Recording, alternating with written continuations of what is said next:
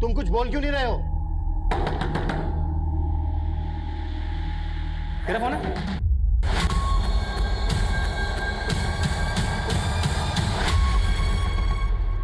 Sir ये मोहित का। Priyanka? Sir audio आ गया। ये प्रियंका ही पिंकी है ना? नहीं सर, नहीं सर, नहीं सर। सच बोल। Trust me sir. सर वो प्रियंका मेरी दिल्ली वाली फ्रेंड है और वो प्रियंका सिर्फ इस क्लास में क्या स्कूल में भी नहीं है। वो पिंकी नहीं है सर, वो सिर्फ प्रियंका है। मैं झूठ नहीं बोल रहा हूँ सर।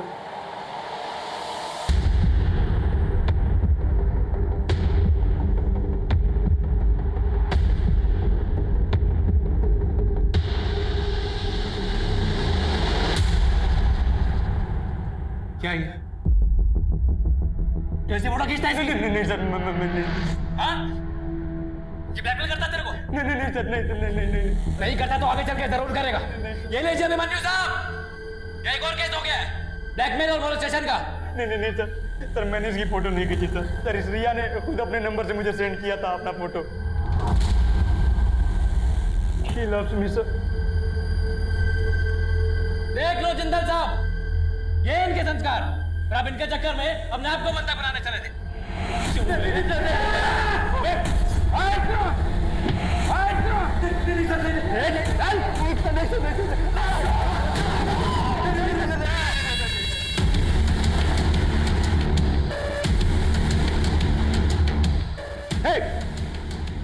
छोड़ दो उनको प्लीज। बच्चों को शूट मत करना। हम तुम्हारी सारी शर्तें मानने के लिए तैयार हैं। देखो तुम्हारी हर मांग पूरी की जाएगी। बच्चों को छोड़ दो, मानना मत उन्हें, प्लीज डोंट शूट।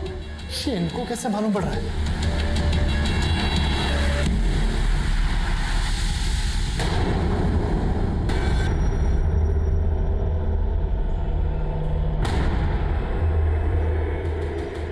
रुक जाइए, अंदर नहीं जा सकते आप, रुक जाइए। सुना है बच्चों को अंदर हॉस्टेज बना के रखा गया है। देखिए ऐसा कुछ भी नहीं है। ऐसा कुछ नहीं है तो फिर इतनी सारी पुलिस क्यों है यहाँ? देखिए आप जाइए यहाँ से, और ये बंद कीजिए, आप कैमरा बंद कीजिए।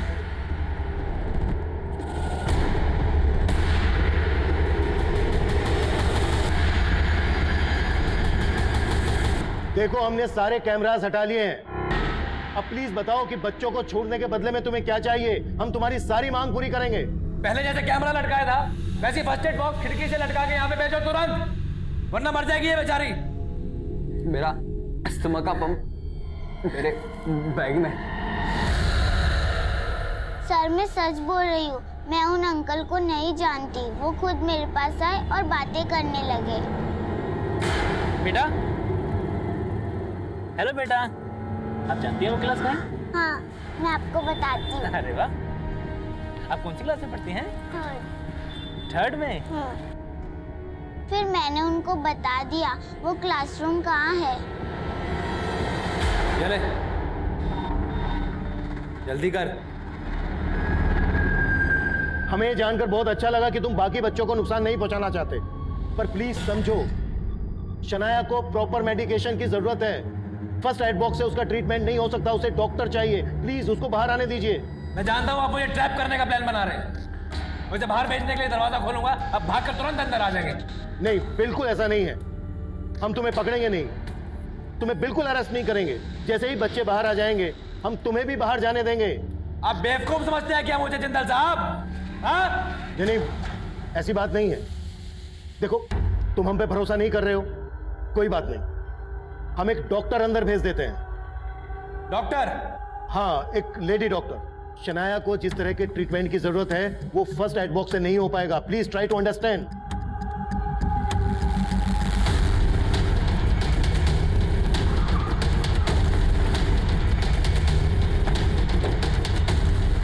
सर ये देखिए, इस बाइक पे तो वही फेक नंबर प्लेट है जिस पे वो शूटर आया था।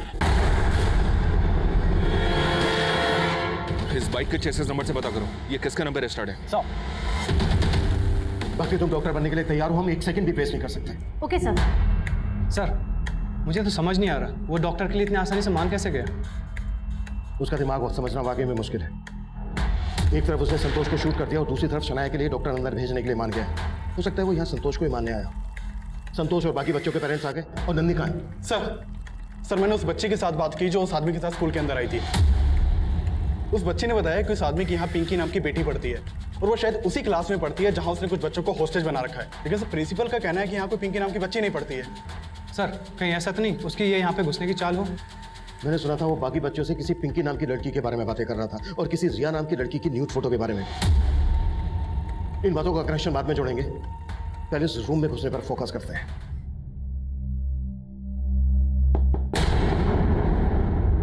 कौन? डॉक्टर। खोल।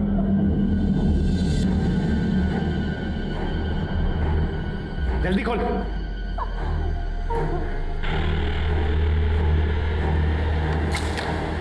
मैं अंदर आओ जल्दी।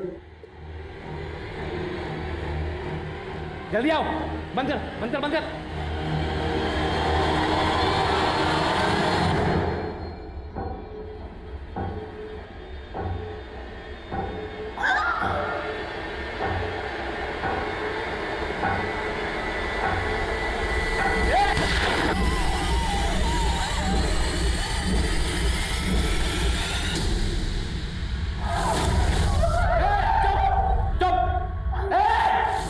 औकात दिखा दी ना तुम लोगों ने, पुलिस वाले को भेजा, एक और खून करवा दिया मेरे हाथों।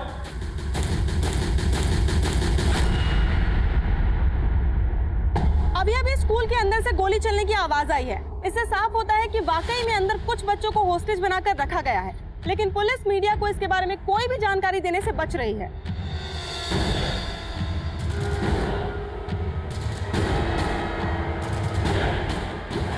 शायद ये वही पेरेंट्स हैं जिनके बच्चों को अंदर। ये वही ऑटो वाला है जिसके ऑटो में वो आदमी बैठा था, जिसने उसी तरह के कपड़े पहने थे जैसे उस शूटर ने पहने थे, जिसने रमेश निकम को गोली मारी।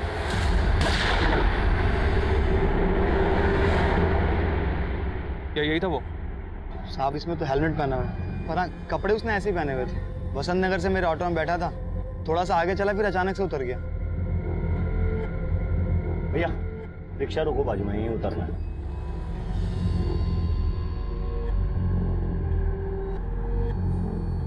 सर हमारी एक टीम आसपास पूछताछ कर रही है और हमने ऑपोजिट साइड की नाकाबंदी को भी अपडेट कर दी है। गुड।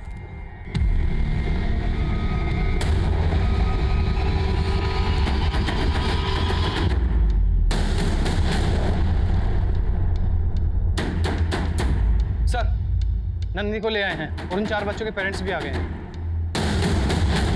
देखिए आप लोग घबराइए मत, जो भी बच्चे सही सलामत हैं हम उन्हें जरूर बचा लेंगे। सही सलामत है? इसका क्या मतलब sir? We are very sorry, हमारे यहाँ आने से पहले वो संतोष को मार चुका था और उसने शनाया के ऊपर एसिड फेंका है और वो किसी पिंकी को यहाँ ढूंढ रहा था। क्या आप लोग जानते हैं कि ये आदमी कौन है?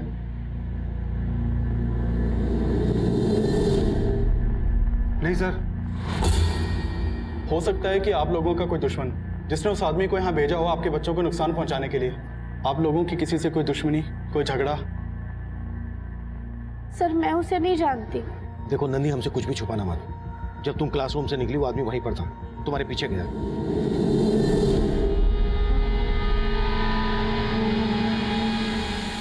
फिर वापस आकर उसने बाकी के बच्चों को बंधक बना लिया।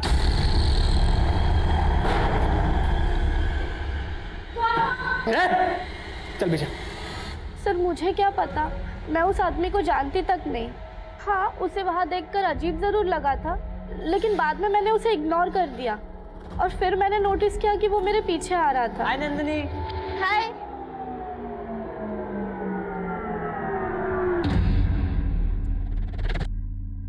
फिर वो अचानक से कहीं चला गया और मैंने भी उस कमरे से गोली चलने की आवाज सुनी थी। क्या रिया की न्यूड फोटोज? ये क्या बोल रहे हैं सर आप? देखिए सर, वैसे ही उसकी जान खतरे में है। शायद उसकी जान खतरे में होने की वजह उन फोटो से जुड़ी हो। सर मुझे नहीं पता रिया ने कैसी फोटोज किसे भेजी, लेकिन वो है बहुत फ्लर्टी। स्कूल में मोहित उसका बॉयफ्रेंड है और सब जानते हैं कॉलेज के एक लड़के के साथ भी उसका अफेयर है। कॉलेज का लड़का कौन? श्रवण। लेकिन उसके नाम के अलावा मैं और कुछ नहीं जानती। 5 घंटे से ज्यादा वक्त बीत चुका है, लेकिन पुलिस बच्चों को रेस्क्यू कर पाएगी या नहीं, इस बात का कोई आसार नजर नहीं आ रहा है।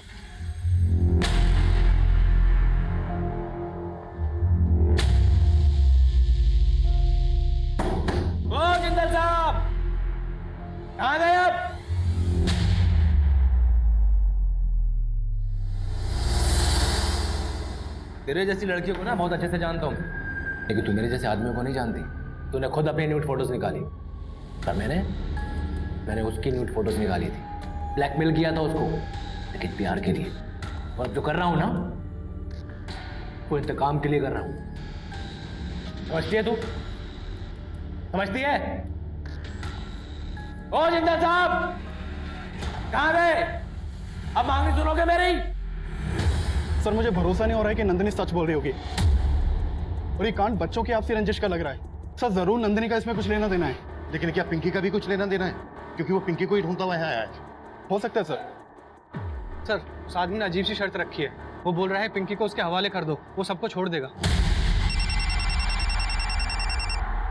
मनीष, जो भी है जल्दी बोलो। सर एक अपडेट देना है। देखो, रमेश के केस में जो भी है तुम हैंडल करो। यह स्कूल में मामला बहुत क्रिटिकल है। लेकिन सर मुझे स्कूल के केस के बारे में अपडेट देना है। कैसी अपडेट? सर जिस आदमी ने बच्चों को होस्टेज बना रखा है उसका नाम विनोद है। 6 साल पहले रमेश ने इस विनोद को एक केस में अंदर करवाया था, और 1 महीने पहले ये विनोद रिहा हुआ है। रमेश ने विनोद को अंदर करवाया था, तो उसने यहाँ स्कूल में बच्चों को बंधक क्यों बनाया होगा? आई थिंक सर स्कूल के केस का रमेश के मर्डर से भी कनेक्शन है।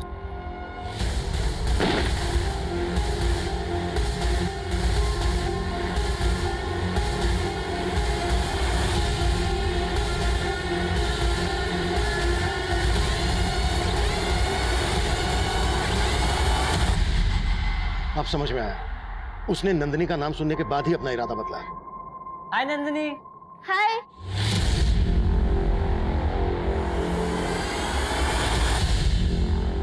वो पिंकी के लिए ही आया है, जिसे वो शक्ल से नहीं पहचानता, उसे सिर्फ नाम से जानता है। लेकिन सर अब हम करें क्या?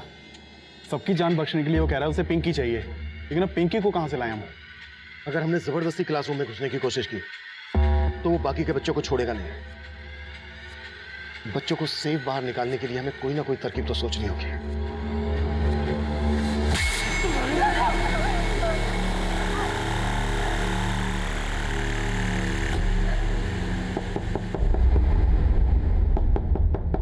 देखो, हमने पता लगा लिया है कि स्कूल में पिंकी कौन है, लेकिन तुम हमें यह बताओ कि तुम पिंकी से चाहते क्या हो?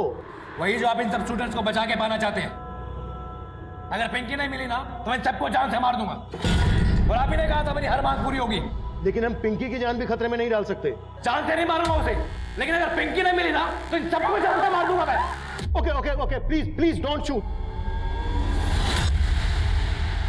ठीक है, देखो हम पिंकी को तुम्हें सौंप देंगे, लेकिन उससे पहले बाकी के बच्चों को छोड़ दो, बाहर आने दो उनको। नहीं जिंदल साहब, मुझे पहले पिंकी चाहिए। पर तुम... अच्छा ठीक है, मुझे पहले पिंकी को देखना है। अब एक काम कीजिए, इस मोहित के नंबर पे वीडियो कॉल कीजिए, हम फिर बहस करते हैं। काजल। Yes sir. अगर तुम्हें अंदर जाना पड़े, डरोगे तो नहीं? नहीं sir, I am ready. Good, तैयार हो जाओ। Okay sir.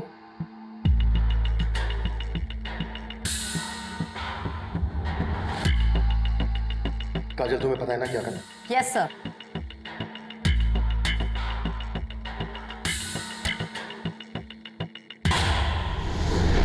बहुत डरी हुई है पिंकी।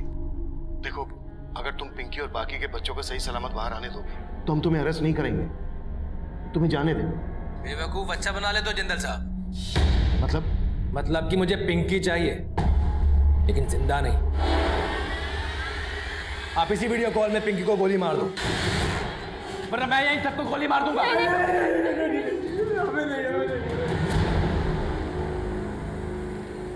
तेरा 10 तक गिनूंगा, इतना ही वक्त है आपके पास। 1। गिनती गिनने की कोई जरूरत नहीं है। अगर तूने अब एक भी बच्चे को नुकसान पहुंचाया तो गोली हम भी चलाएंगे। किस पर? वो देख ले।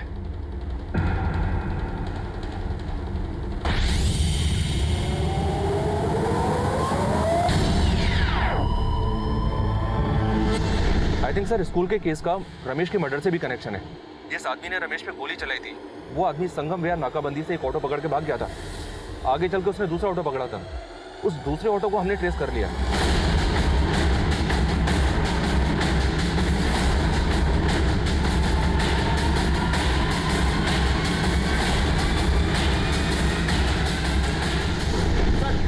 सर सुनिए सर रुक जाओ। सर बोल। सर सज़ा तो हमें बहुत बाद में हुई, लेकिन उसके केस करने के बाद से हमारे उल्टे दिन शुरू हो गए। कोर्ट के चक्कर काटते काटते सब कुछ तबाह हो गया सर। हमारी दुकान तक बंद हो गई। कोई भी हमारे साथ काम नहीं करना चाहता था। जो हमने बनाया था सब उजड़ गए। वकील की फीस भरने के चक्कर में हमें अपना घर तक गिरवी रखना पड़ा। फिर भी खुद को सजा से नहीं बचा पाए। हाँ सर, नहीं बचा पाए। जब 4 साल पहले मैं जेल से रिहा हुआ, तब से सड़कों पर धक्के खा रहा हूँ। कोई अपने यहाँ नौकरी देने तक के लिए तैयार नहीं है। लेकिन 1 महीने पहले जब विनोद भैया जेल से आए तो वो ठान चुके थे कि जिन्होंने हमें तबाह किया है हम उनको खत्म कर देंगे। रमेश को मारेंगे हम प्रकाश, लेकिन रिद्धि को नहीं। प्रकाश अब शादी नहीं होगी, बर्बादी होगी। जिसमें उसकी जान बसती है ना, उससे उसे छीन लूंगा मैं। पिंकी को मारूंगा मैं, और तुम रमेश को मारूंगा। सर रिद्धि 7 साल पहले लखनऊ में रहती थी, फिर वो कानपुर आई और यहीं रहने लगी। भैया ने रिद्धि के सोशल मीडिया अकाउंट से सारी जानकारी ले ली थी कि पिंकी उस स्कूल में पढ़ती है और किस क्लास में पढ़ती है। हालांकि भैया 7 साल पहले उससे मिले थे, लेकिन फिर भी विनोद भैया ठान चुके थे कि वो पिंकी को ख़त्म कर देंगे, और प्लान के मुताबिक मैंने रमेश को ख़त्म कर दिया।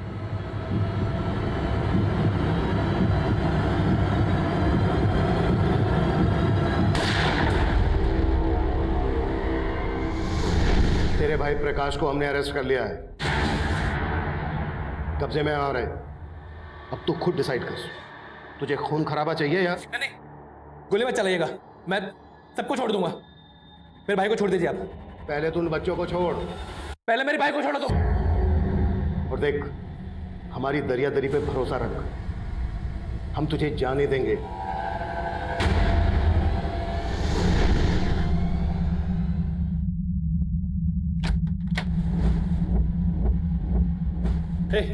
पीछे देखो, तुम्हें ऐसा कुछ भी करने की जरूरत नहीं। ईशा को छोड़ दो, तुम्हें यहाँ से जाने से कोई भी नहीं रोकेगा। तो फिर तुम सबके हाथ में गन क्यों है? फेंको से। सब लोग गन नीचे रख दो, गन नीचे रख दो। इजी, तुम जाओ।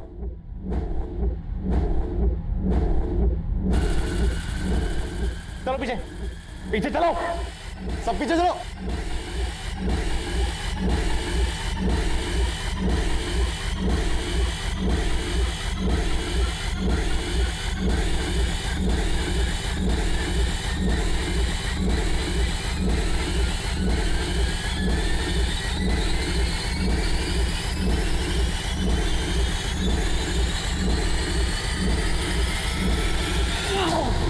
Done!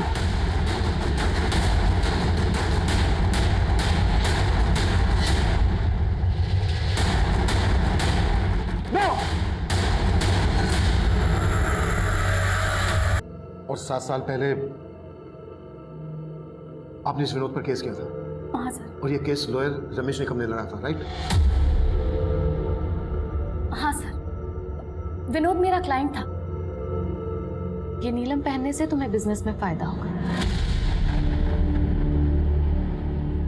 मैं इसको एस्ट्रोलॉजी के टिप्स दिया करती थी।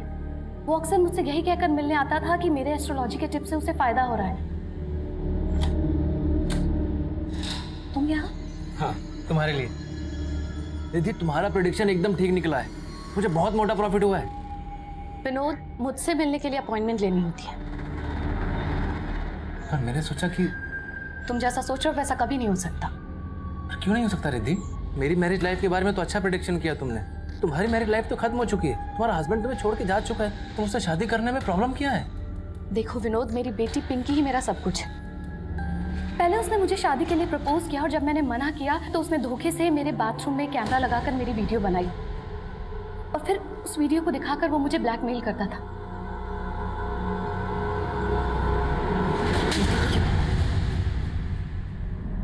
रिद्धि, मैं तुम्हें मजबूर इसलिए कर रहा हूँ क्योंकि मैं खुद बहुत मजबूर हूँ। तुमसे बहुत प्यार करता हूँ। मुझसे शादी कर लो प्लीज।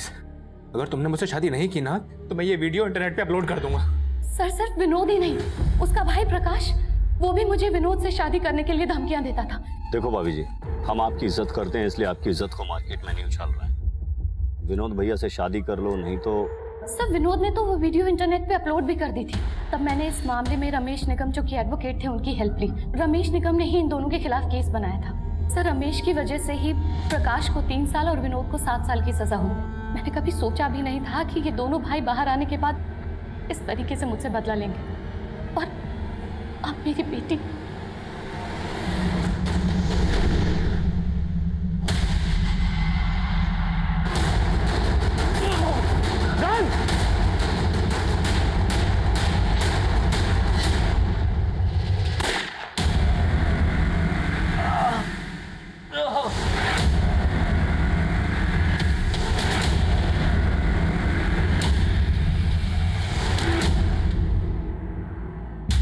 सर आपने इसको पिंकी बना के मुझे बेवकूफ तो बना लिया और मुझे पकड़ भी लिया। अब तो बता दो कि असली पिंकी कौन है। पिंकी की छोड़, पहले अस्पताल में जाके अपना इलाज करवा। और वैसे भी पिंकी के दर्शन तुझे अब कभी नहीं होने वाले।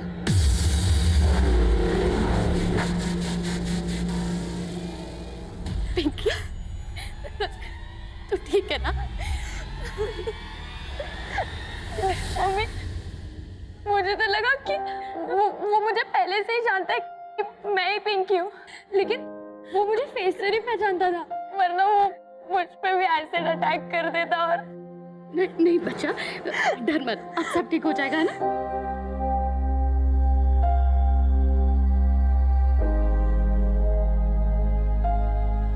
कहते हैं 2 wrongs don't make a right।